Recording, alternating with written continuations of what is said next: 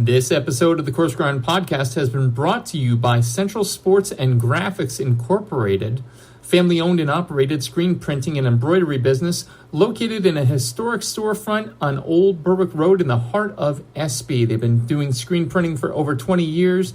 They have high-quality product at a low price. Be sure to check them out. Central Sports and Graphics Incorporated, 570-784-1212. Now, on to the show. This is Patrick Plywood McNeil, and you're listening to the Coarse Grind Podcast with Sean.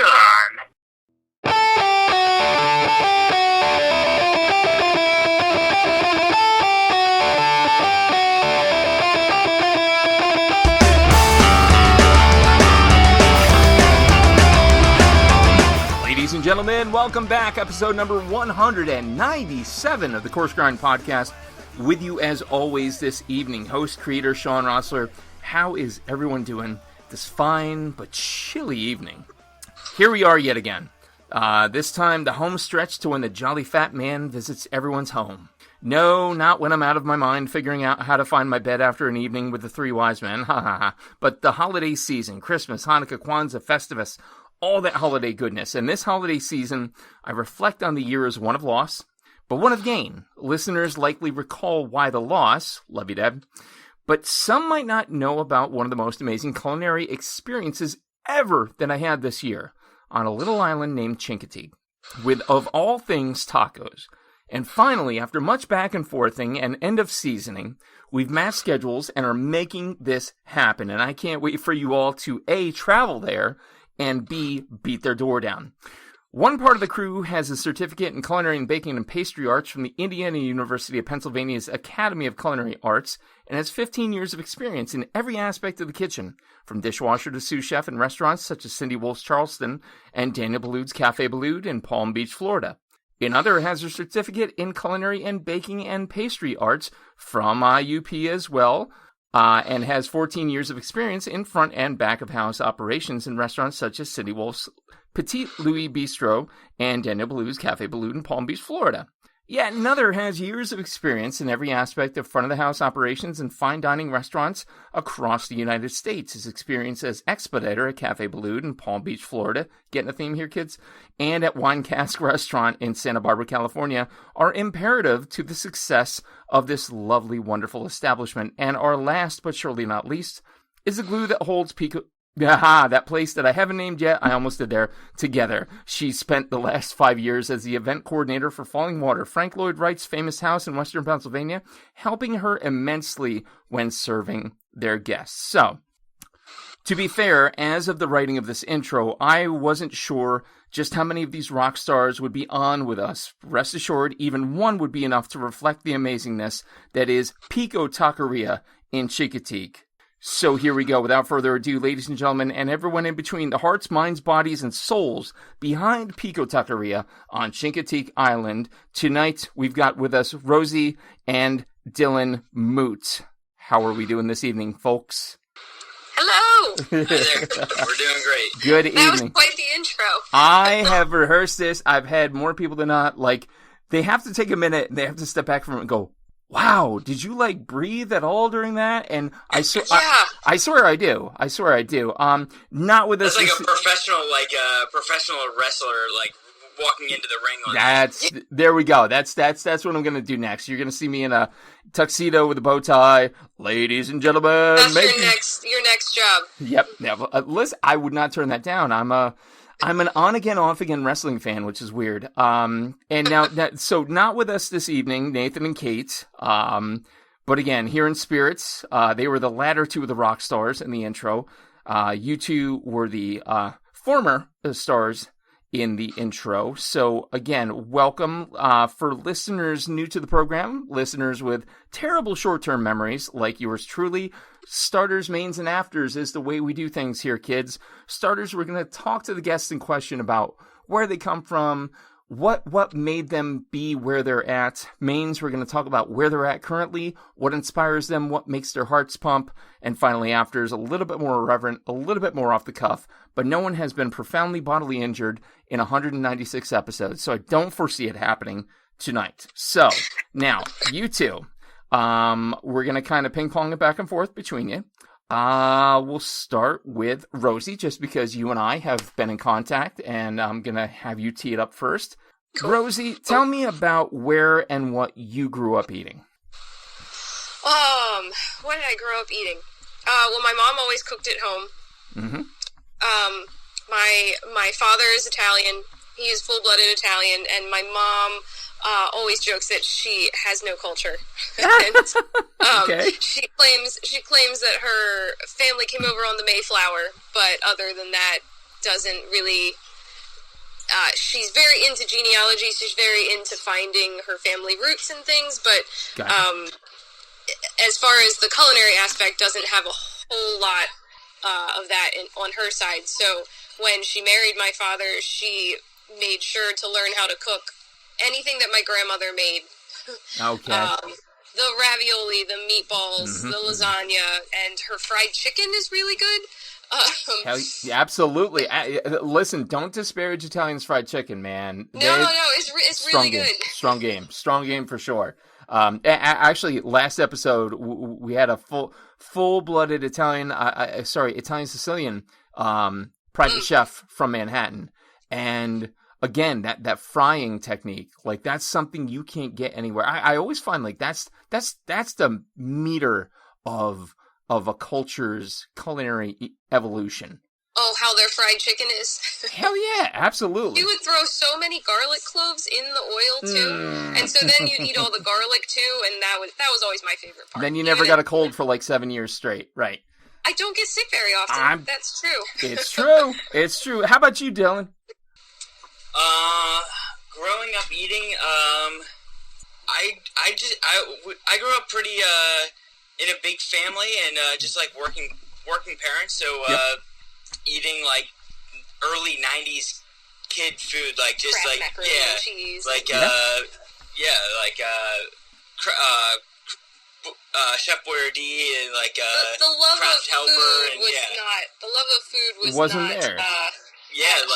It wasn't started in childhood. Yeah, no, I get it. It wasn't like a passion growing up in the kitchen. It was first job pushed me toward that, Heck yeah. toward the professionalism. But like growing up eating, it was pretty plain, and but still like the big family get-togethers at Thanksgiving and over dry turkey, like.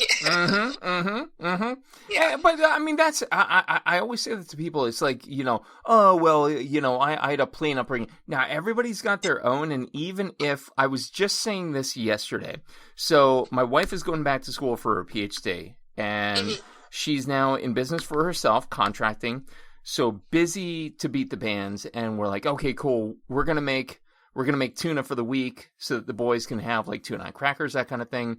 And I started talking about how, like, my mom and dad would show me to put, like, sliced up pickles or diced olives in the tuna salad.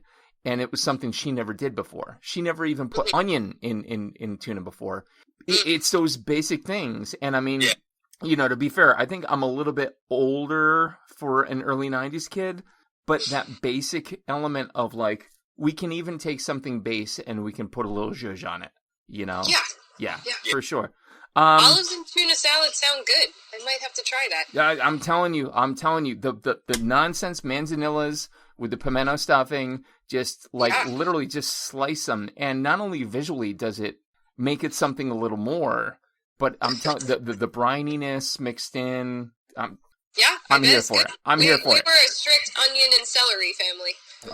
Okay, and no parsley or parsley. No parsley. None of that green stuff. No, you could definitely get away with that. So, Dylan, I'm going to toss this next one over to you.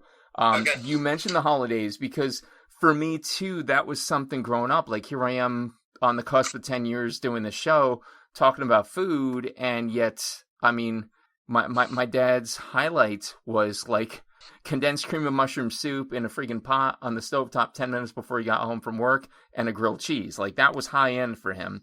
But the holidays were always something special, and certain times of the year, certain events always brought this about. So I want to know, talk to me about childhood foods that give you nostalgia. Like, if you look back and you saw a picture or smelled the smell what kind of foods would really remind you of that childhood? Yeah, probably the biggest one. No, the biggest one for me, like my mom made this dessert, and for whatever, I don't even know exactly what it is, other than like an undercooked brownie. It's like a molten lava cake of sorts. Yeah, but there's, I guess it would be similar to like that flourless cake now, and like, but there's flour in it. Yeah, that smell, that dessert was always like, that was a go-to for us. Like I didn't want a birthday cake. It was called Otten. And I don't even know. So, don't know what Otten means. I never know exactly. I don't know if anybody knows. Origin. Yeah, nobody knows like the tradition of like where that name came from. But it sounds like a rotten thing. But somehow Otten was the name that it had, and that's a dessert that every single birthday, every single holiday, it was like if we had a choice of what we wanted, that's what we wanted. Man, and all five of the kids, like all of us, would just be like, yes, that's what we want. When we worked at Cafe Balloon, you actually won a prize for that. Remember? Real quick, in the we're a seasonal restaurant, but in Florida the seasons are opposite. So during the winter it's really busy, and in the summer it's really slow. So they would have these contests in the summer to kind of keep everyone busy, and one of the contests was to make something from childhood or from your home, because everyone in the kitchen was from somewhere different, and so everyone made this stuff, and Dylan didn't know what to make, and so he made Otten, and he actually won. I can't remember what you won. Did you win? You won like a bottle of whiskey or something? I was going to say it's probably a beer or something. Well worth it. But he won with his mom's Otten recipe. So I found, and I'm going to research this now, like this is what happens when I do these shows and I latch onto something. There is a very historically present bakery, of all things, in the Netherlands called Otten. Otten. Okay. Oh, maybe. Does your mom have any history in the Netherlands? No, I don't think Dutch so. Ancestry? I'm like now literally like transfixed on it, and I'm gonna break away. But I will get back to this. I will provide an answer. I'm gonna give you a follow up on it. My aunt's like real big into like genealogy, so she probably has like the full. She'd be like, I can't believe you said that. Yeah, she's gonna listen to this and be disappointed. Yeah, she'd be like, you know the history of that, and I'll be like, well, I didn't remember it then. So well, see, I would give you a follow up, and you can. On the next episode, you can give everybody a follow up. That's right. That's right. For Otten. Now, Rosie, you talk to me about your nostalgia. What is it that really kind of pulls those childhood heartstrings? Oh man. No, it's kind of like an on-the-spot thing. It's like, wow. Yeah. Like after we get off this interview, I'm going to be like, man, I had the best one ever. That's see, that's the beauty of the interview, for sure. Because, like, for me, my wife interviewed me for, and by the way, Rosie, I'm buying you time here. For me, my wife interviewed me for episode 20, and she asked me this. And I don't know. I'm just weird like that. Like there's like three different things that I could think of. There was a pizzeria that was in town up and through 1989, Falcone's down the other end. There was the yellow cake my mother would make me in the pan, which now that we cleaned out my parents' house, I have the pan that made every birthday cake I ever had growing up. So it's crazy. But like, does it taste the same? I have not made a cake in it. I don't know that I can do that. I don't know that I can bring myself to kind of get past that. And again, that shows like what a bleeding heart like culinarian I am. Like there are some things that are just sacred. It's like cool, you know. Yeah. You watch the end of The Sopranos once, maybe you don't ever want to watch it again. Like you did it. You're good. Yeah. So Rosie, was that enough time to get you an answer? Oh, it might have been a little too much time because now I can't decide which one to pick. All right, say two then. So the first one that came to mind was also a dessert or an icing specifically. We have, and I think I'm thinking of it because my cousin at Thanksgiving he made macarons for the first time. Oh, okay. And he was all excited to make them, and the filling that he put in them was Aunt Fanny's icing, which is this icing that is in the family from Aunt Fanny, and for the longest time I thought it was something that was made up in our family, and then like getting older and going to culinary school, I realized it's just kind of your typical flour cooked icing. But it is so good that we just put it on everything, every cake, any dessert, everything has Aunt Fanny's icing. But then when you gave me some time, I also thought of my mom's pasta beans, her pasta fajoule. And it's also something that's very simple, and also around Thanksgiving, you know, we have a ham at Thanksgiving, which I've been told is not normal.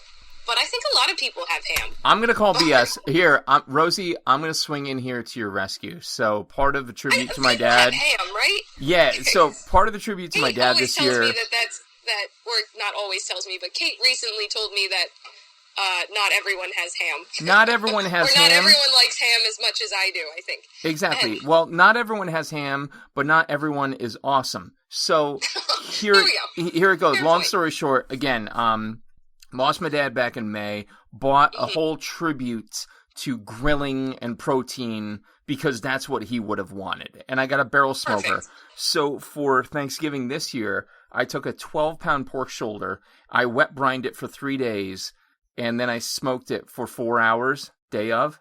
Literally one of the best side dishes. I called ham a side dish this year. Yeah, I just want to let you sit with that. It sounds delicious. Exactly. So ham goes. Don't let anybody steal your shine there, girl. So at Thanksgiving we always have ham, and then we get pasta fajoule afterwards because we take whatever's left of the ham and make the ham stock, and then and make the soup out of that. And so we just recently had that, and so it was delicious. Maybe that's why I didn't eat any ham at Thanksgiving. I'm just waiting for You're just waiting for the pasta. I need more soup. Need more soup. But same as like even turkey for me. Like I like a turkey, like a cold turkey sandwich is almost better than the day of turkey. The day of turkey. There is no question on that, my friend. There is none. Here's what happens in the Rossler household. We do the, whatever Thanksgiving dinner. It's wonderful. It's formal, fine and dandy. Later that night, literally like a drunk kid in the kitchen at 3 a.m., you stumble out to the potato rolls, the turkey, the mayonnaise, the tomato, the red onion, thinly sliced, cracked black pepper, kosher salt. Lights out. I'm hungry now. Yeah. Lights out. Yeah. That sounds delicious. Yeah. It's always best whenever you meet some. It's like a second family reunion out there having cold turkey sandwiches at the middle of the night. Like then everyone's going back to bed. Once again, only the cool people are at the fridge. Again, we're there picking at the ham. To hell with everybody else. We're there picking at the ham. Which I do have to say, I put the bones and some of the harder stuff back in the pressure cooker and created a ham stock out of it. Forget it. It's smoked ham stock. Sounds delicious. Endgame stuff. So the two of you, obviously you have strong culinary backgrounds, even if they're not pronounceably so, right? Everybody's like, well, my mother was a chef, my father was a chef, and that's a strong culinary. Bullshit, okay? We're talking about good family stories that really talk to it. So here's the two of you. Obviously you find each other. You're doing your thing. Talk to me about when each of you figured out, like, food wasn't just, to eat, to create. It was what you wanted your life to be. And, Rosie, I'll turf it back to you first. Tell me that origin story. I think... Sorry, that was the dog. That's awesome. I love organic. Okay. Hi, dog. Bindi, our Australian Shepherd. Aw, hi. So I have wanted to work in restaurants and work around food as long as I can remember. So my mom did cook a lot, but when we did go out to eat, we went to pretty good restaurants. I mean, not like the ones that I have worked in the past, but like I didn't go to McDonald's often. I think one of the few times that I went to a McDonald's or a Burger King would be for birthday parties. Which I don't know. I don't know if kids do that anymore. But do you remember the busted ass playgrounds at McDonald's where like you could literally get tetanus? I used to go to a lot of birthday parties at McDonald's. But we would go out to eat, and I always really enjoyed going out to eat. Mm-hmm. And so from a very young age, I always wanted to work in a restaurant. So my first job was at Pizza Hut. Every job I've had has been in a restaurant. I went through a short time when I thought I might want to be a teacher, mm-hmm. and then changed my mind. So that was just a quick phase. Sure. Went right back to I'm going to culinary school.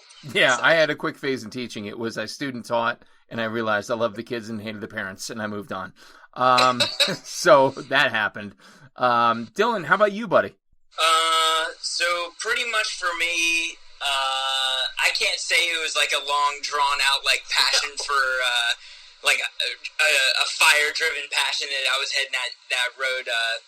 I was kind of like, I guess You needed a job. Yeah, I guess doing the punk rock thing through high school, and then like realized like, oh, I'm going into my senior year and I don't have a profession. But I had been cooking for 2.5 years at the time, and I was like, you know what, I do like this, and it was like, and then it became one of those things I realized like the harder that I worked at it, the better I was at it, and so I think just like having work ethic kind of like pushed that, and just and there's really no like maxing out in a job like this. Like I feel like so many jobs, people are like, oh, I hit a glass ceiling, I can't go any higher. Like there's always like new things you can learn, like in you know, whether it's a different cuisine or something, you know, Every restaurant is different. Yeah, every restaurant's different. So even sometimes, like, working at a restaurant, like, you know, a lot of times, a lot of the restaurants that we've been at, we've bounced around, and, you know, you give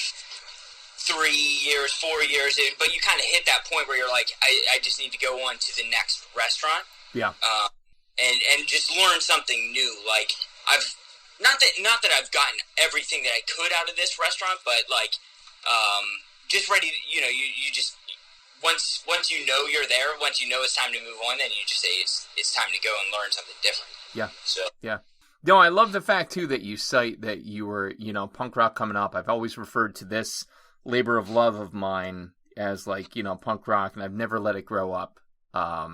You know, because I just kind of want to let it be its own thing. And I think what you did collectively now, you know, that you know, you're in this together, you really kind of took a punk rock take on the Humble Taco. I think that's fair to say. Punk rock tacos. It's a weird thing, because I guess sometimes, like, I look at myself like 20 years ago, I'd probably be like, you sold out, and beat myself up, but yeah.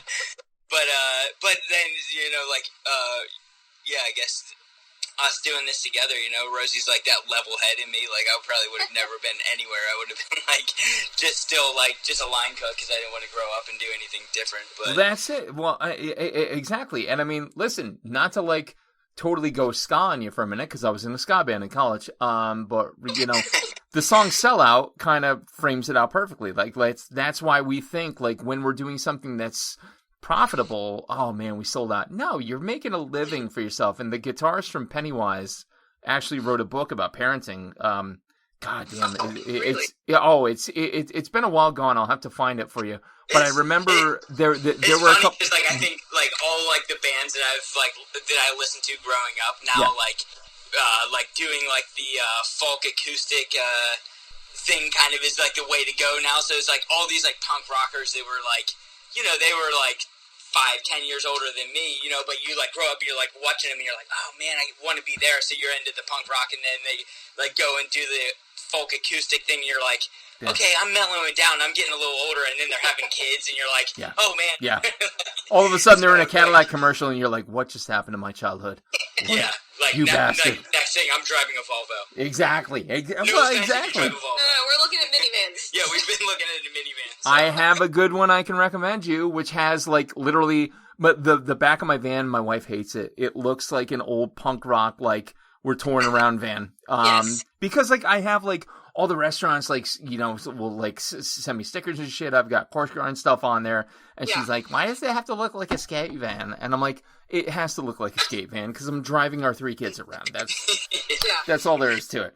I keep looking at like a nice Toyota, what are they? Toyota Siennas or the Chrysler Pacifica, and Dylan wants like a GMC Safari. like one of the old 90s box vans. Was it the Safari? Not gonna lie, it's kind of hot. It is kind of hot. It was an all-wheel. Whatever. It's not that important. It's a big old 90s box van. Yeah. No, I have a 2018 Dodge Grand Caravan with all the accoutrement. She said they stopped making the Caravan. We looked it up. Sorry. The Grand Voyager. What? There's a Chrysler Voyager or something. I don't know how we got started talking. Yeah, we're going minivans. completely down the wrong. I don't know either. But now I'm like, wait a minute.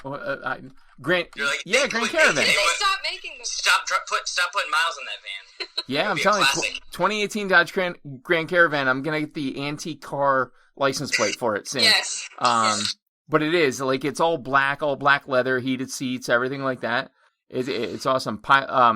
Heated seats? Yeah, heated seats up front. Actually, heated seats in the front and second row. So. Whoa. Yeah. Whoa. Yeah. All right, we'll be looking up this. We balling. Is this for sale? Is yours for sale? Is that what is this a sales pitch? No, mine's not for sale. Don't you touch my van, sir. So like this could be an antique here. Get your hands off my van. So, man, all right. So that was a hard left turn, and I love every second of it. But awesome. Yeah, I mean that's what happens as soon as we say punk rock. It's like, oh. I know, it's too easy. Like, it was like, yeah. Total side turn into, like, parenting books. But again, the Jim, I think his first name was Jim, the guitarist from Pennywise. I'll have to look it up. But with all that said, we got the origin stories in the books, right? You know, and you guys meet, you do your thing. Pico Taqueria is a food truck first and then becomes brick and mortar, which is an amazing evolution to begin with, because not everybody can do that. Not everyone can pull that off. And you all did it, and obviously you do it beyond insanely well. Talk to me now. Let's go current day. Now the two of you kind of a unified front. So Pico Taqueria, the inspiration for what you do, and as I kind of bring up, you know, your site and the scrolling ad, you've got the watermelon radish, you've got these beautiful color palettes. They're just amazing, left, right, and sideways. So let's start with this. Inspiration-wise, where the hell are you pulling these menus from? Because they're gorgeous. I mean, hands down gorgeous. But where are they coming from? Well, so our core menu, we have, I can't even remember, I think we have 6 tacos now. We had 7, I think we have 6 tacos now. Mm-hmm. Basically, we think about things that we like to eat, and then we think, how can we turn that into a taco? Got it. Yeah. But so, for instance, we have our vegetarian taco, our cauliflower taco. Mm-hmm. That's the deep hole? The deep hole, yeah. Yep. Yeah. The names are weird for anyone listening. The names are named after the street names on the island. So Deep Hole Road is one of the main roads. So the Deep Hole taco was based off of an appetizer that we did at Wine Casking in California. Nice. And it was one of our favorite appetizers, and we're like, well, we should have a vegetarian taco. This is currently our favorite vegetarian item to eat. How do we turn this into a taco? And it's my favorite. Yeah, I mean, the profile alone is so smart. And I actually just saw, I listened to a handful of podcasts, and Sal Vulcano from Impractical Jokers has the, I forget the name of it offhand. I have it, saved in my phone. And they just did this hot take on cauliflower. And the one comedian's like, if you bring cauliflower to Thanksgiving dinner, I'm going to meet you at the door and send you home and embarrass you. But when I read this, and like when I got in, I actually did some buffalo cauliflower in the air fryer, tossed it and everything, and the kids like devoured it. And so you look at cauliflower as kind of a, base canvas, almost like a protein with the caper pico de gallo. So, nice salinity, nice brine, parm, garlic aioli. That really speaks to Italian roots, or at least Mediterranean ones, correct? Yeah, that one is definitely more Italian than Mexican or, yeah. Sure. It's definitely more Italian. And, a lot of times we're listed on Google as a Mexican restaurant. We're listed on many things as a Mexican restaurant, but we make tacos, but we're not traditional Mexican, and we try to tell people that. A lot of people come up to the window and they're like, "Oh, I can't get cilantro and onions on it," and I'm like, "No." And a lot of times we send them down the street to Lily's Tacos, which is Mexican, traditional Mexican tacos, and they are delicious. And we say, try them both. Yep. You try ours; they're just different. Yeah. I mean, you're looking at straight up Mexican versus fusion cuisine, and I hate that word. I think most of our I guess most of the flavors are really just trying to respond to every different palate on your tongue, and so thinking about that every single time you think about a dish, which is something we learned working with Danielle Ballud, but then going farther from there is just whatever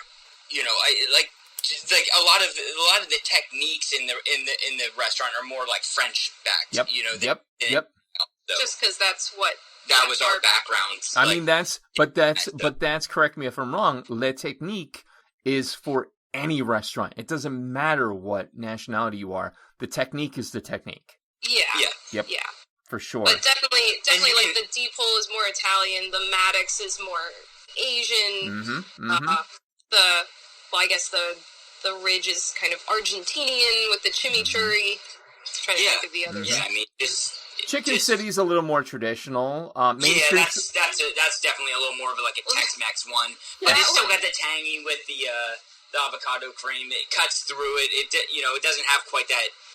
There's parts of me that want to put a little more heat on that, but then there's times that we're hey, we're feeding families too. So that's a tough. That's the go-to kind of counter to it, where that's the go-to for people who don't want spice. Exactly. And the Main Street could actually border a French Mexican combo. A French Mexican. Yeah, because of the creme fraiche presence. It's rich. It's a rich taco. Yeah. But it is our most popular one. And why wouldn't it be? Honestly, looking at it. That's people like shrimp and they like guacamole. That's reaching out to. Nobody's offended by that one.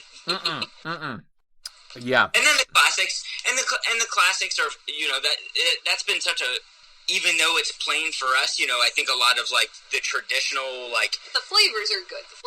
Traditional Mexican tacos are going to be just your meat, cilantro, onions, and we were okay, we're going to do a little bit more of this is an American taco, everything on there, but reaching out to kids too. It's so much fun, watching the kids walk up and so many parents are they won't like the tomatoes, and you're hold on, let me talk to the kid, because they're they're oh, creme fraiche, and no one knows what creme fraiche is. Pico de gallo, and so you ask the kid hey, what do you want in your taco? Do you like tomatoes? Okay, you'll like this. Yep.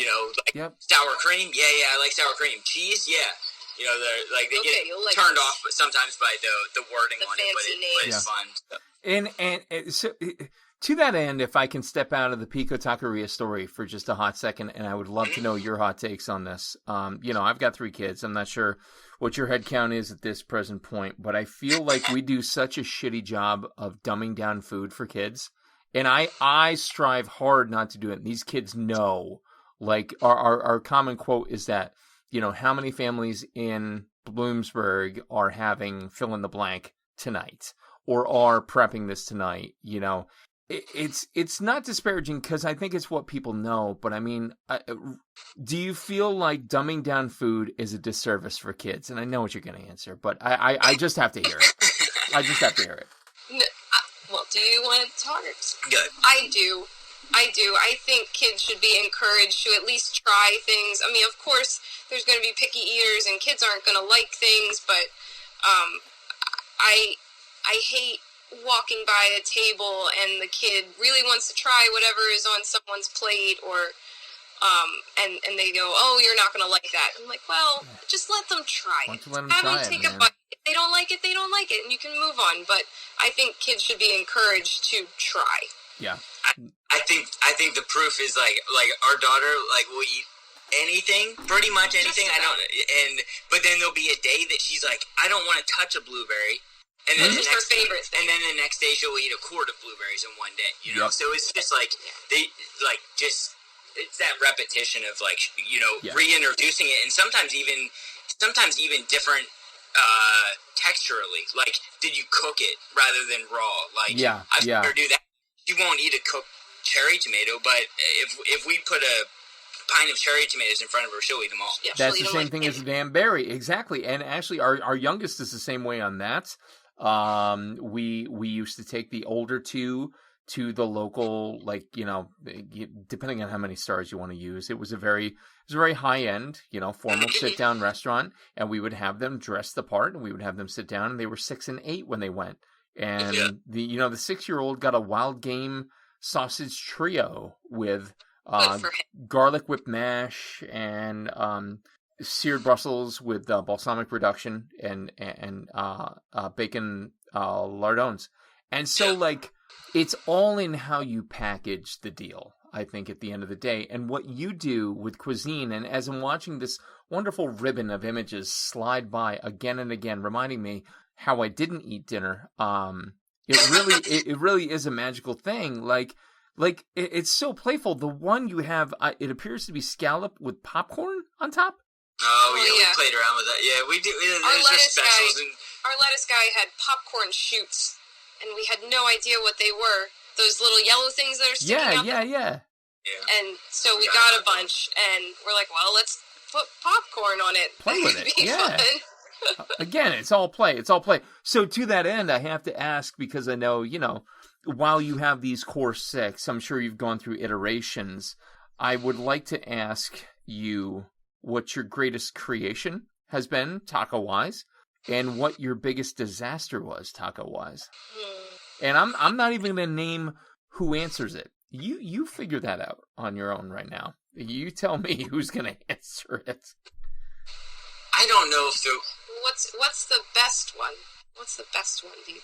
I would say personally for me, I don't even remember what all the the dressings on were, but the duck breast one we did we did a seared medium rare duck breast one, which it was fantastic. So it was the best one that I remember ever doing, but it was also like logistically a nightmare. Like you're searing duck and slicing it to order, and you're like, I can't do this. So that is hard. Oh, and we did the burrito taco this year. Oh, the burrito taco. We did a burrito in the off season, I don't even think I'm pronouncing that right, really. Mid season, there's no way we could keep up with it. So we did it in an off season special, and we just got We got floored. It was so we were on an hour wait, and I was like, I don't know what to do. I don't think we were that. It was getting bad. But then all bad. of our employees, they were all like, "Oh, you're selling them too fast. I want one. And so I think we stopped with 10 left. We said that we sold out so that our employees could have some. Nice, very nice. Yeah, the burrito. There's actually a local taco place downtown here in Bloomsburg called Fort Taco, and they do a burrito ramen along with their taco. Which, I mean, talk about crazy crossing the aisles, but you dip the taco, almost like a French dip. You can dip the taco in. Yeah. Holy Mother Mary. It is honestly. It's so good. Oh, God, so good, so complex. But that duck, I mean, that's hell on wheels to keep up with, man. There's no way. Yeah. Yeah, I wish I could remember what the rest of it was. I feel like I'm Didn't we have a plum salsa or something? It might have been that plum one. Would definitely match for sure. Fresh plum. I can't remember. Plum salsa. I remember when we got them because I bought whole ducks and I had to break them all down. So I did it. I did a duck special with confit duck legs and then one with duck breasts. And the legs, once they're confit, you can just warm them up and you can just. They're perfect. Yeah. But a duck breast is you got 30 seconds. To you literally have a window that's razor's edge. Nobody wants a well done duck. No, hell no. I'm not going to serve you that. So no, hell no. Our worst one was worst one. Worst taco. Well, that's what, for me. Are you talking worst tasting or just Oh no. I mean, to me, it sounds like the duck, even though it was great, was the biggest albatross around your neck. You couldn't make it happen. And when we started, when we first opened, every taco was like that. Yeah. Oh, yeah. Sure. And we had to grow. We had to grow into. And now we have in-season tacos and off-season tacos. Yeah, nice. For sure. Nice. Oh, one of my favorites was the Big Mac quesadilla. Oh my God! I don't know if we can. I don't know if I can say that. Yeah, we might. We can say. All right, take that and rewind it back. Inspired by the Big Mac. Yeah. That is a Big Mac with a Q on the end of Mac. Yeah. There were no quotations on the beginning of Big and big air quotes. Big air quotes. But we had it down to the sesame seed tortilla. Oh, that's awesome. It was so good. That's savage. Our flat top was full. Our flat top was full. In the first 15 minutes of being open. Yeah. We're like, oh no. Legitimately, though, you could call that the Big Mac with a Q on it because of Taqueria. That would totally be on brand.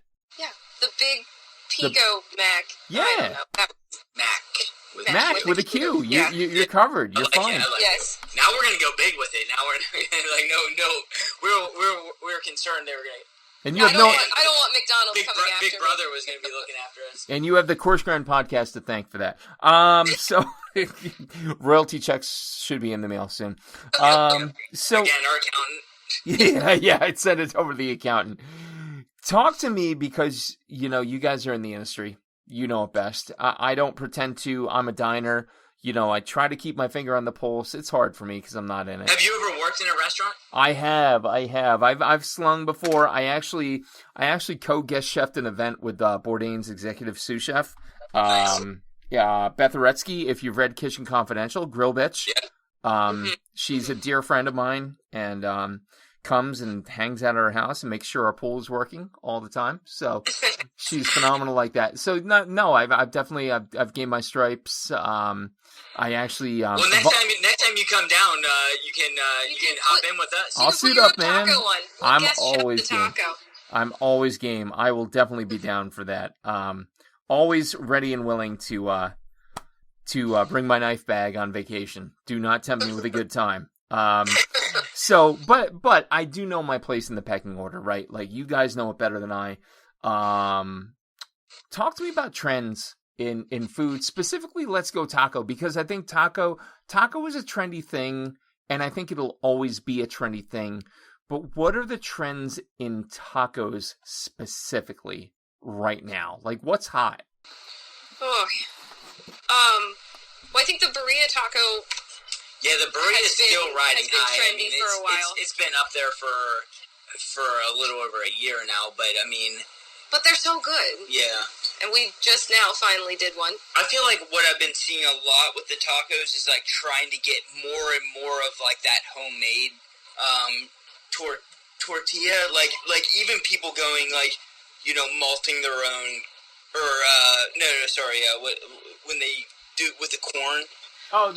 Not cotilla, huicholacote? The process of, Yeah. When they put it with the lye. Yeah. The process, I can't even think of it. Yeah, grinding it down and, like, making their own masa and, like, and that's cool. Like, I think a lot of people are getting into that heirloom, local-grown stuff as much as possible, and, I wish... Yeah, still local, but using local stuff is still a trend, I guess you could say, one that I hope never goes away. But I think the more local you can be, the better. You have to look at your resources around you. Yeah. And then what about that taco place that we went to in Texas? What did they have on? Because they were similar to us with fusion and everything. Yeah, seeing Indian food being incorporated into some tacos. Yeah. I think that fusion thing too. I mean, taco is just such a. It's like a sandwich or a pizza, or it's just the base for whatever you want to put on it, and so the same as those elements. You can put anything on it, and you can adapt different cultures, cuisines to put on a tortilla. Like we use 2 slices of bread for our sandwiches. And yeah, exactly. Yeah, that's such a.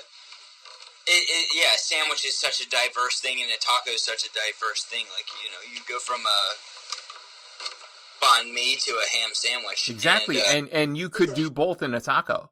Yeah, exactly. We have for sure. Well, not the ham sandwich. We haven't done we've done a banh mi in a taco. Rosie, ham sandwich.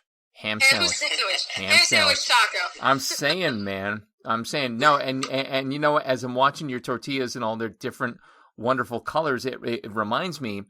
my hometown is Holmesville, Pennsylvania, and there's a brewery in town, Here and Now Brewing. What's going on here now? One of the things that they do is, they brew all their beers, whatever. So they have all the spent grain, right? So in the restaurant, they started to grind that spent grain down and make pizza crusts. Oh, that's smart. Their pizzas are so bomb, and that crust is amazing. And I'm looking at these tacos going, damn, I wonder if there's a local brewery that they could partner with and start making some tortillas from. So, food for thought. Oh, we do. So we do have a local brewery, Black Narrows Brewing Company, and years ago, they take a lot of their spent grain. There's a farm on the county a little bit, Perennial Roots Farm, and they used to take, I think they still do, but they fatten up those pigs. Yeah, they take the spent grain down to them. Is that what they use it for? I was never sure what they used it for, but I know they take it to them. And I took some one time and I made a granola out of it. Beautiful. Just for fun. Yeah. But grinding it up, what you have to do, you have to dry it out. Grind it down into flour again, reconstitute it. Yeah. Yeah, and I mean, my 5-gallon brewing, Rosie, I was telling you before, how I have a batch in right now. It's going to be a blackberry milkshake IPA. But when I mashed in, I had 12.5 pounds dry of grain. And so when I pulled it out of the pot, like it weighed about 25 pounds. I'm like, damn, dry that back down to 12.5 pounds. I've got this wonderful flour that I can make like really cool stuff from. So, again, it just speaks to the multifaceted ways that we can make something as varied as the humble and yet beautiful taco. So, we have these beautiful trends. Now, I want you to put your mean hats on for a minute. You're going to have to.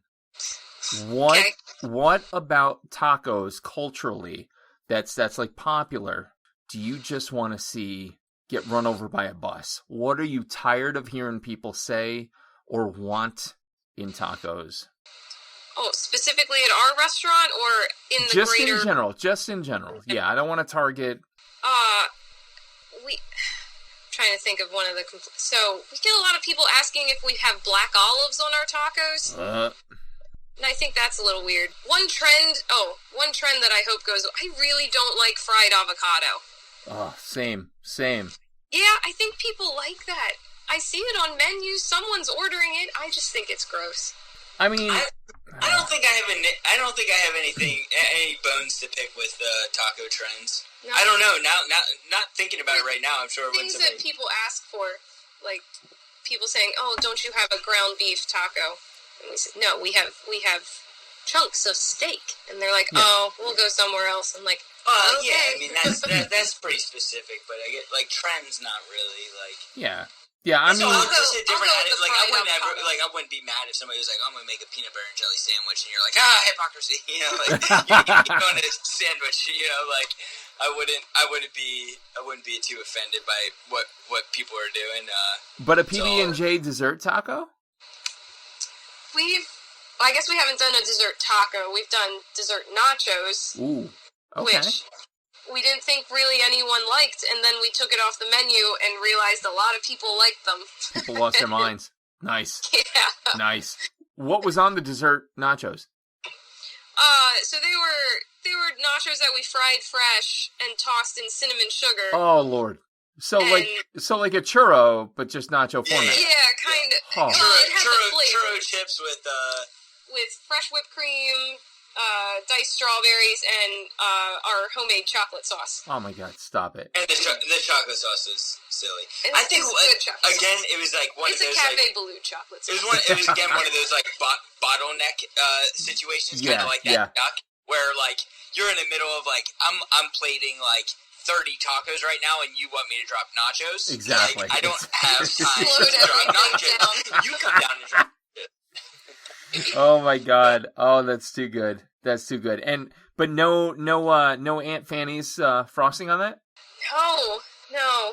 Maybe we'll have to do a churro stuffed with Aunt Fanny's icing or something. That sounds good. I love the idea. So, all right. So we've traversed through all the mains, all the currents. Talk to me about the 5-year plan. What's going on with Pico? You go from food truck to brick and mortar. What's next? I feel like this is the same conversation we had with with John. We have a friend who has a blog. Oh, nice. Called the Hungry Asian, and he comes down. I guess around Labor Day every Labor Day, and that's always his question. Like, okay, guys, what's the 5-year plan? 5-year plan. 5-year plan. Sometimes it's the same conversations with ourselves. I mean, I have to say, the last, I don't know, 2 years for sure has been personally. Yeah, so we have personal growth. Just with the family. We all just had babies, and so we have our daughter is how old is she? 21 months. She's almost 2, and then Nate and Kate, they had twins. Their kids just turned 2. And so the past 2 years, at least, have been trying to figure out how to run a restaurant and have kids. And we're doing okay on it. I think we're doing pretty good. Yeah. So we unfortunately haven't been focusing too much on the future since they've been born, just trying to figure out how to make it work with less of us, less of the core of us. Yeah, definitely. No, definitely. I mean, that's just as solid a 5-year answer. Everyone thinks it's got to be, well, we're going to open a new storefront in Upper Northern. Yeah, no.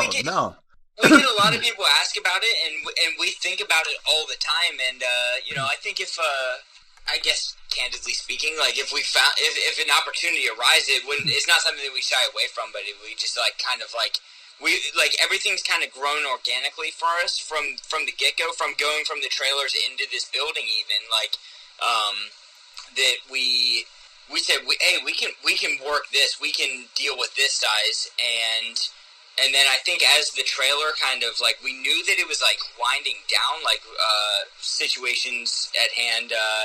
We knew we were going into the building. Yeah, we knew that was the trailer days were kind of ending, and then that building became available, and we made that move to that, and even that took us 4 years to get our feet underneath us. Well, I guess COVID years too. Yeah, they were all COVID years. But so our 5-year plan then was shot out the window from COVID.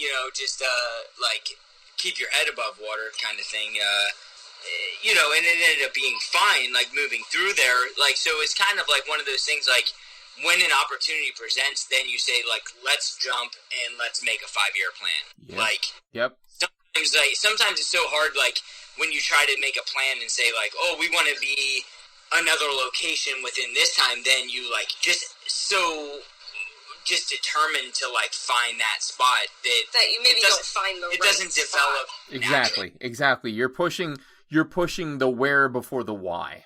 Right. And if all you're saying is I want to go out and find another spot, then you will find a spot, but it may not be a successful one.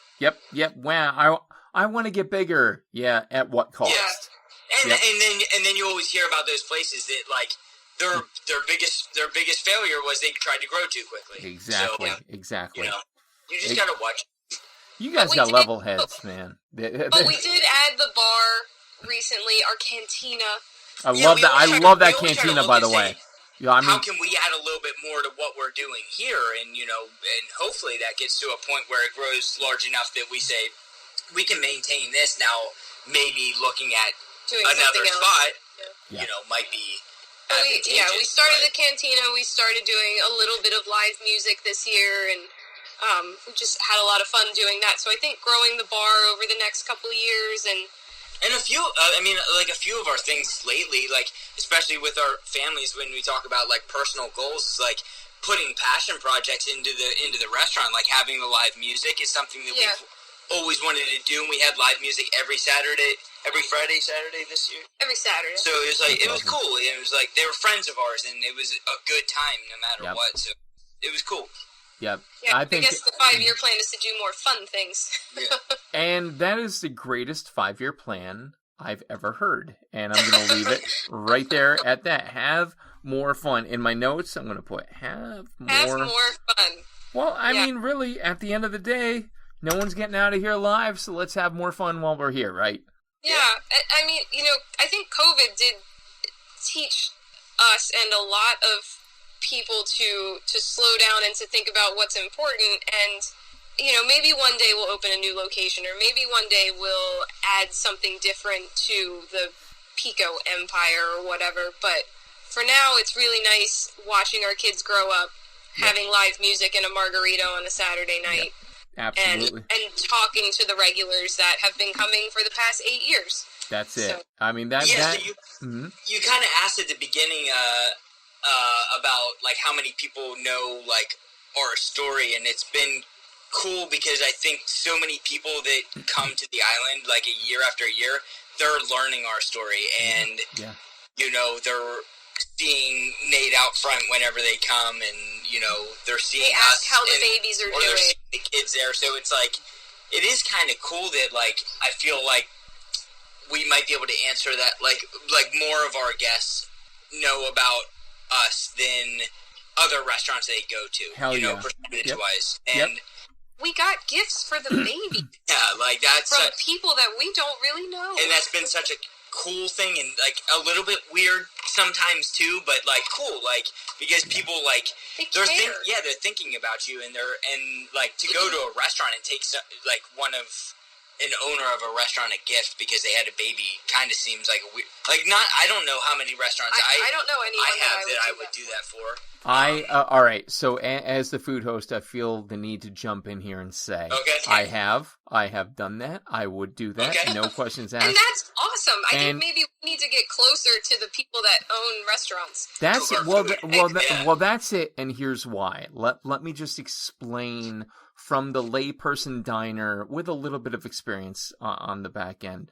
You and other artisans like you feed my children when I don't have to do it. And if you look at that as a very beautiful, substantive act, what other reaction could I possibly have if I hear that you're having a child than to not treat you like family myself? And so for me, that's a really nice thing. It's a no-brainer, dude. And like hearing your story now, I'm pissed I didn't bring something when we were there in September. No, please.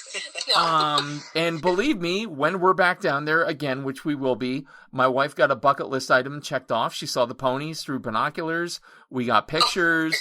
And I mean, she was literally bawling. She was bawling roadside because she always wanted to see him. I'm like, okay, cool. You saw the horses because like I grew up around horses, and I'm like, all right. But it was really cool. Dylan also experienced his first pony penning this year. Oh, nice! Very cool. Yeah. We've been here 8 years, and he finally saw the pony swim. Awesome. Well, I got Greta the book, and she was literally glued to it. She's like, "Oh, look at aluminum foil ding dong." I'm like, "Who's aluminum foil ding dong?" "Oh, it's a horse." I'm like, "Okay, cool." A horse. Yes. Yeah, great. All right, fantastic. But yeah, have more fun, live that life, and again, lean into these things, folks.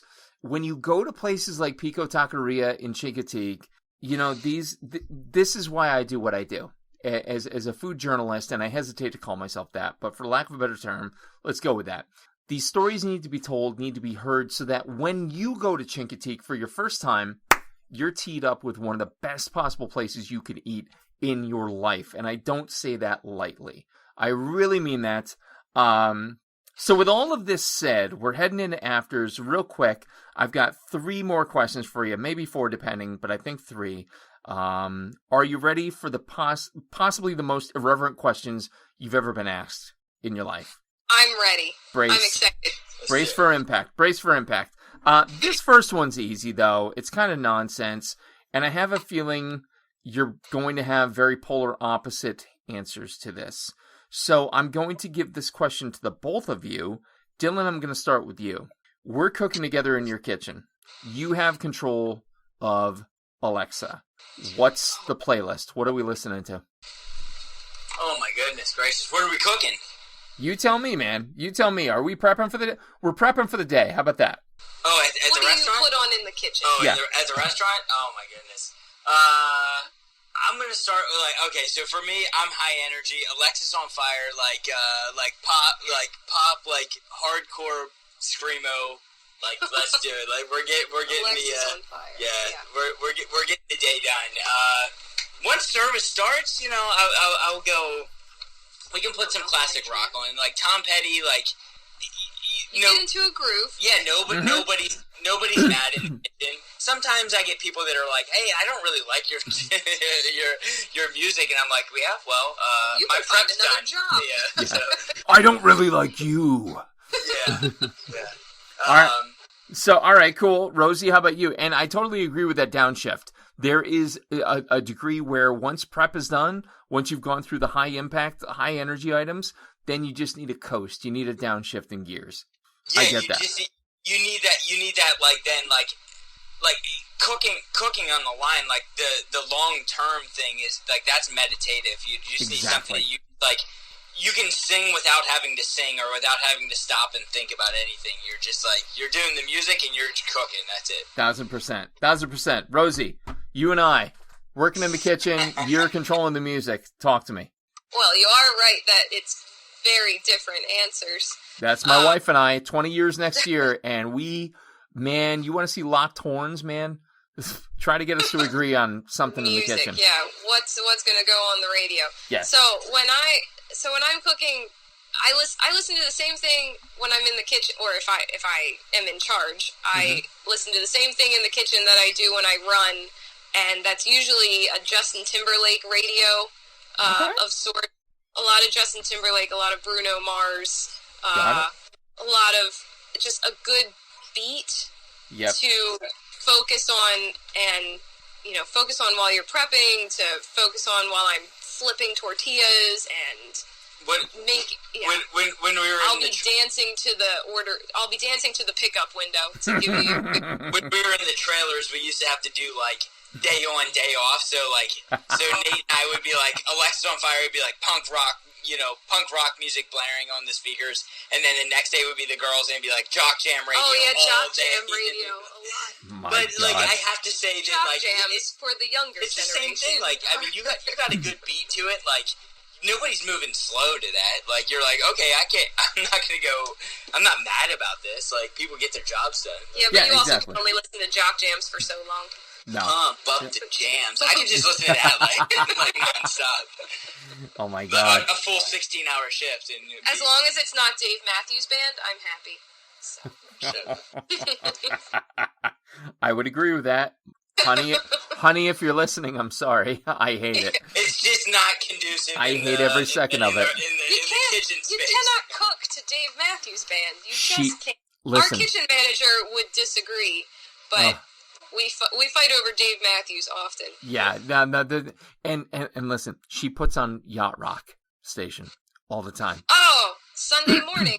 What radio station do you listen to? It's always Yacht Rock. Nah, Pandora Yacht Rock. But like, there's a radio station around here where Sunday mornings is all Yacht Rock. It's awful. I can't do a thing. Like literally, my knife starts heading towards my wrist every time. I'm like, no. One of our taco builders really likes it, so we leave it on. All right. Well, respect, because I've had the tacos. She works a lot. Yeah. And she just had a baby this year. She's worked a lot this year. There you go. All right, number 2, Rosie, I'm going to tee up with you. Okay. Deserted island. I'm going to strand you on one. I'm going to fly you out to one, drop you off, and leave you. And you can only take 3 foods or food-type items with you. Inexhaustible supply. Never runs out. But you can only take 3 things with you to this deserted island. What would they be and why? I've listened to the podcast and I should have known this question was coming. I should have had something prepared. No one expects the Spanish Inquisition. What would I bring? Can it be something like a big bowl of pho? That is a food type item. I would agree. Okay. But it has to come with all the accoutrements. Sure. That comes with... Oh, that's kind of a cheat. All right, I'll take it. I'll allow it. I can't just bring broth and noodles. True. I guess I could. Anyway. I mean, you can probably find lemongrass on the island and shit like that, so... Okay, well, I'm not going to go with pho, though. I'm going to go with a... darn it. I was going to say I'm going to go with a dumpling. Love it. Like Asian dumplings. Mm-hmm. Asian dumplings. Ice cream. Strong answer. Specifically, cookies and cream. Love it. And one more thing. Let's see. I should probably go with a main course. don't know. Dumplings are pretty main, but Dumplings are main course? Okay. well, I mean, I love would so many things. And cheese and crackers. love it. Specifically a soft ripened brie type cheese, or like a Red Hawk from California. Real stinky, soft cheese. Funky, soft. I adore it. I adore it. I love it. Dylan, how about you, buddy? Okay, so is like pretzels and cheese one thing? I'll give that to you as one thing. Okay. Him and our daughter could live off of pretzels. Yeah, like so I definitely wanted to circle back, and I don't know if we were doing this later, but you were asking earlier about like childhood foods, and like my dad, like pretzels and cheese, like that was like a go-to. Like you had dinner and then you had pretzel and cheese plate. I love it. While we played cards. I love it. Like, and that's like, I mean, like my daughter's the same way now. Pretzels. She goes in the pantry. She's like hunting the pretzels She knows out. where the She smells them. Yeah. Oh, that's She smells awesome. them better than I do. I put her on the track. All right. So what else? You got pretzels. All right. So and cheese. pretzels and cheese.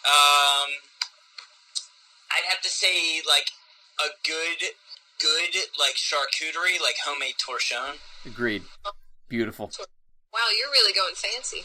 If I don't have to make it, or somebody like if I just say I want a good torchon and somebody shows up with it, yeah, that's what I want. It just regenerates. Yeah. Perfect. And I don't know, maybe pierogies. Oh, Love that. pierogies. I think I'm gonna go pierogies. Good call. Strong answer. The Pittsburgh coming out in you. Exactly. Go Pierogies Steelers, and by the beer. way. We won one. That was nice. All right. So here's one that you're going to answer together. I've never done a joint answer on this one, but I think no better episode than now. And it is the inspiration. What's that? We can be the guinea pigs. You can be perfect. So the inspiration for this podcast format was Melanie Denea's My Last Supper and The Next Course. There were 2 coffee table books. World-renowned photographer. She's the one that did the picture of Bourdain with the beef femur hanging between his legs and he's naked. If you've ever seen it, that was her. And in the book, every famous chef had 5 standard questions. And they all centered around, your ticket's getting punched tomorrow. What's your last meal? And so together, as a couple, what I want you to answer me is this. That's going to go down. What is your last meal together? What are you eating? What are you drinking? Music, guests, go. I keep thinking back to that sushi dinner that we had. I feel like we always have fun eating sushi. What's that? Well, there was that time in Houston that we randomly went to this really great sushi restaurant. And then remember when it was us and all the other chefs from all the restaurants at Arigato Sushi in Santa Barbara? Nice. And I'd probably go with that one. so if there's... So I'd want to go to a busy restaurant and eat sushi. You chime in whenever. I feel like I'm taking over this question. This is marriage, kids. This is marriage on display. Did I mention 20 years married next year? I know how this goes. You're drinking a beer. Yeah, sure. I'm drinking hoppy beer. You got a nice... I've got a buttery Chardonnay. The Nice. oakiest of all the Chardonnays. Wait. Well, to start, and then eventually go to something red. Yeah. Love it. Yeah, just the I think just the inclusion of people, like having the big group of people around. That's The people around. Well, Nate and Kate will be there. Yep. And maybe our kids. It's a party. Maybe our kids. Yeah. All of our past cook friends, chef friends. The catering gig that we're doing on Sunday. Yeah. Is for our kitchen manager. Oh, it's fantastic. I love that. And he'd probably be there. Nice. Very good. And so for this last meal, could you agree on music? Oh gosh. Yeah. I'd probably just let him pick the music because he cares a lot more about it than I do. Okay. Yeah, I mean, I don't know. So no pressure, Dylan. What are you picking? If it's all right, we're gonna go center ground here. John Mayer trio. Okay. Bluesy, you guys, jazz background. No, it's a good time for all. Rosie's. If I'm involved, John Mayer trio will be on. Yes. Yeah. Strong pick. and wise husband move, I'm just going to say. Again, I know them all at this point. I'm like black belt in husband. So last question, kids, the simplest and the most difficult. Dylan, I'm going to start with you, and Rosie, I'll go over to you. What is food to you in a single word? I love the silence. I eat the silence. I devour the silence. I love it because it is such a simple question, and yet, like, it's hard to answer. Togetherness. Oh. You kind of took mine. Uh-oh. Can I give an explanation, or is that... You absolutely... Yeah, it's all word? Yours. And, Rosie, I'd use this time wisely. Go ahead. It's on either side. Front of the house or back of the house, whether you're dining or whether you're serving. Yep. The family in the kitchen has to be together to serve that food at the same time, and the people dining there. There's so many times I tell people, I'm like, I love spending time and dining with family at home. I wish everybody would spend time and just eat at their own house. Unfortunately, like I'm talking myself out of a job. That's kind of counterintuitive. Yeah, for sure. But I guess there's a bit of truth in that. If everybody did that, then I guess I would have time to do that too. But it's the truth. I think that people dining together, no matter what they're doing. I love the idea of the community tables, people dining together and meeting new people and making those experiences happen. And the same thing happens in the kitchen when you have a good group of people together. So. Yeah, I will never not talk to you if you're at a table adjoining mine and we're in a restaurant and it's appropriate. I will never not talk to you about what you ordered, what you're eating, where are you from, who are you? You make the best friends that way. We've run into people that we've never met or never, once seen before and shared plates with them, and it's an interesting dynamic, but it's cool. It's fun. So first thing in and last thing out, right? What does the baby do? Searches for the first meal. What does the dying man do? Last meal. Like, yep. Yeah. Dude, it's literally alpha omega stuff. Rosie, what do you got? Well, I'm going to keep my original thought, but it is along the same lines. I think that food is a unifier. Unifier. I love that. No matter, everyone eats, and important conversations are held around food.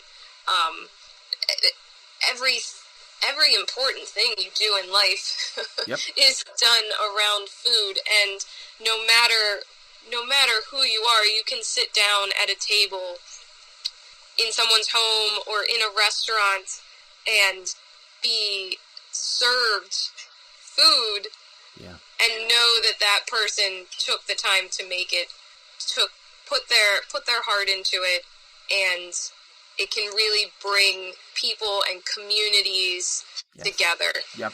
Beyond. And I think that's what I originally fell in love with about food and restaurants and the whole culture around it. And I mean, everything has its faults, but for the most part, the experiences that I've had have been positive around food. For sure, beyond a shadow of a doubt. And positive experiences there, everything positive around food, and everything positive around our guests this evening, Rosie and Dylan Moot, Pico Taqueria, Chincoteague Island. Wow, what an absolute honor and a privilege to tell your story, to share your story. You guys are just rock stars, and I just appreciate the living hell out of you. Folks, if you want to get connected with Pico, check out picotaqueria.com, picotaqueria.com. They're out on the Facebook, they're out on the Insta, but if you go out to their site and you just watch their ribbon scroll, you will gain 20 pounds, I guarantee you. I just did here, and now I'm going to have to ride 10 more miles on the bike. So thanks for that, guys, you big jerks. Rosie, Dylan, thank you so much for joining us here on the show tonight. Thanks, man. Yeah, thanks, thank you. It's really cool that you like us. Oh, man. You like is an understatement. You enjoyed the food. I like a good beer. I love a good taco. And I especially adore amazing human beings doing amazing things, and that's you guys. So, ladies and gentlemen, this has been episode number 197 of the Coarse Grind Podcast. With us this evening, Rosie and Dylan Moot of Pico Taqueria in Chincoteague Island. Be sure to check them out at picotaqueria.com. Check them out on the Facebook and on the Insta. Our producer, as always, this evening has been the lovely, voluptuous Johnny Leland Robinson, a.k.a. the Reverend Johnny Lamoria. Is there something new in the works, perhaps? I think there might be, and it might be Coarse Grind and Johnny kind of tracking back up again. You'll have to wait and see. The next episode, who knows what it's going to bring. It's going to be good. We're heading into the holiday season, so you know it's going to be special. Stay tuned. You won't want to miss it.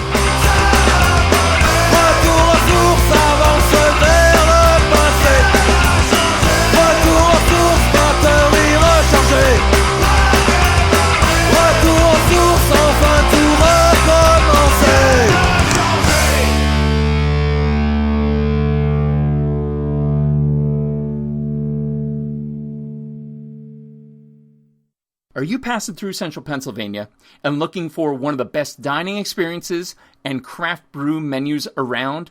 Look no further. Turkey Hill Brewing Company and 991 Central Road in Bloomsburg, PA has everything you could ask for and then some. Service, food, beer together. Unbelievable. Be sure to check them out. Call them today for reservations. 570-387-8422. Call today.